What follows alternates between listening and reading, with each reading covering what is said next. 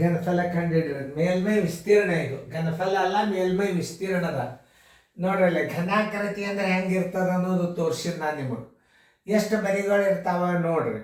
ಯಾಕಂದ್ರೆ ಒಂದು ನೀವು ಅದೊಂದು ಇದನ್ನ ಆಟ ಆಡ್ತಿರ್ತಿರಲ್ಲ, ಚೌಕ್ ಅಂತದ ಅದ್ರದ್ದು 4 ಬದಿ. ಒಂದು ಬೇಡ ರಾಕೆಲ್ ಎಣ್ಣೆ ಡಬ್ಬಿ ತಗೋರಿ, ರಾಕೆಲ್ ಎಣ್ಣೆ ಡಬ್ಬಿದೆ ಆಯ್ತದ ಘನ ಇರ್ತದದು. ಈಗ ನೋಡ್ರಿ, ಒಂದು ಎದುರಿಗಿಂದು ಮಗ್ಗಲ್ಕಿಂದ 2, ಹಿಂದಿಂದ 3, ಇದು 4, ತಳಗಿಂದ 5, ಮ್ಯಾಲಿಂದ 6 ಬದಿ ಇರ್ತಾವ. 6 ಮುಖಗಳು. ಏನು ಘನಾಕೃತಿಯ ಮೇಲ್ಮೈ ಎಷ್ಟಿರ್ತಾವ? 6 ಮುಖಗಳು ಇರ್ತಾವ. ಆದ್ದರಿಂದ ಅದನ್ನ ಕ್ಷೇತ್ರಫಲ ಹೆಂಗೆ ಕಂಡುಹಿಡಿಬೇಕು ಅನ್ನೋದೊಂದು ಸೂತ್ರದ ಲಕ್ಷ್ಯ ಕೊಟ್ಟು ನೋಡ್ರಿ. ಎದರದು ಘನಾಕೃತಿಯ ಭುಜ ಬರೋಬ್ಬರಿ, ಘನಾಕೃತಿಯ ಭುಜ ಬರೋಬ್ಬರಿ 6 ಸೆಂಟಿಮೀಟರ್. 6 ಸೆಂಟಿಮೀಟರ್. ಘನಾಕೃತಿಯ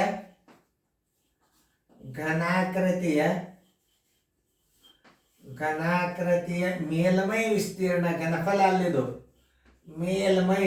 ಇಲ್ಲಿ ಅರ್ಥ ಮಾಡ್ಕೋರಿ, ಮೇಲ್ಮೈ ನೋಡ್ರಿ, ಮೇಲ್ಮೈ ವಿಸ್ತೀರ್ಣ ಬರೋಬ್ಬರಿ, ಮೇಲ್ಮೈ ವಿಸ್ತೀರ್ಣ ಬರೋಬ್ಬರಿ ಎಷ್ಟು ಬದಿಯವ, ಎಷ್ಟು ಮುಖ ಅವ? 6 ಅವ. 6 ಗುಂಡ್ಲೆ ಭುಜ ಸ್ಕ್ವೇರ್. ಭುಜದ ಅಳತೆಯನ್ನು ಅದರ ವರ್ಗ ತೆಗೆದು 6ಲೆ ಗುಣಾಕಾರ ಮಾಡಿದ್ರೆ ಮುಗಿತು. ಹೆಂಗಾದ್ರು ಭಾವ ಎಷ್ಟು ಮುಖಗಳು 6 ಅವ. ಈಗ ನೋಡ್ರಿ, ಭುಜ ಸ್ಕ್ವೇರ್ ಭುಜ ಸ್ಕ್ವೇರ್ ಅಂದ್ರೆ 6 ಸ್ಕ್ವೇರ್. 6 ಸ್ಕ್ವೇರ್ ಅಂದ್ರೆ ಏನು? 6 ಗುಂಡ್ಲೆ 6 ಗುಂಡ್ಲೆ 6, 6 36, 36 216 ಸೆಂಟಿಮೀಟರ್ ಅದ ಇಲ್ಲ? ಏನು ಮೀಟರ್ ಅದ? ಸೆಂಟಿಮೀಟರ್. ಚದರ ಸೆಂಟಿಮೀಟರ್ ಅಂತ ಬರೀಬೇಕು, ಘನ ಸೆಂಟಿಮೀಟರ್ ಬರಿಬಾರ್ದು. ನೋಡು, ಏನು ಬರಿಬೇಕು? ಚದರ ಸೆಂಟಿಮೀಟರ್. ಘನಾಕೃತಿಯ ಮೇಲ್ಮೈ ವಿಸ್ತೀರ್ಣ ಬರೋಬ್ಬರಿ 6 ಗುಂಡ್ಲೆ ಭುಜ ಸ್ಕ್ವೇರ್. ಇದು ಸೂತ್ರ ನೆನ್ಪಿಟ್ಕೋರಿ. ಭುಜ ಗುಂಡ್ಲೆ ಭುಜ ಮಾಡಬಾರ್ದು. ಈ 6 ಯಾಕೆ ಇಟ್ಟಿವು ಅಂತಂದ್ರೆ, ಒಂದು ಘನಾಕೃತಿಯ ಮುಖಗಳು ಎಷ್ಟು? 1 2 3 4 5 6 6 ಮುಖವ. ಆದ್ದರಿಂದ ನಾವು ಇಲ್ಲಿ 6 ಇಟ್ಟು ಭುಜ ಗುಂಡ್ಲೆ ಭುಜ ಮಾಡಬೇಕು.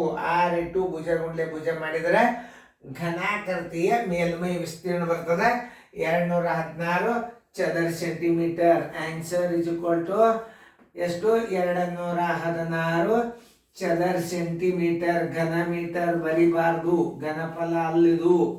ಮೇಲ್ಮೈ ವಿಸ್ತೀರ್ಣ ನೋಡ್ರಿ, ಕ್ಷೇತ್ರ ಮೇಲ್ಮೈ ವಿಸ್ತೀರ್ಣ, ಮೇಲ್ಮೈ ಕ್ಷೇತ್ರಫಲ ಕೇಳ್ಯಾಂಗಂದ್ರೆ ನೀವು ಘನ ಸೆಂಟಿಮೀಟರ್ ಅಂತ ಬರಿಬೇಕು.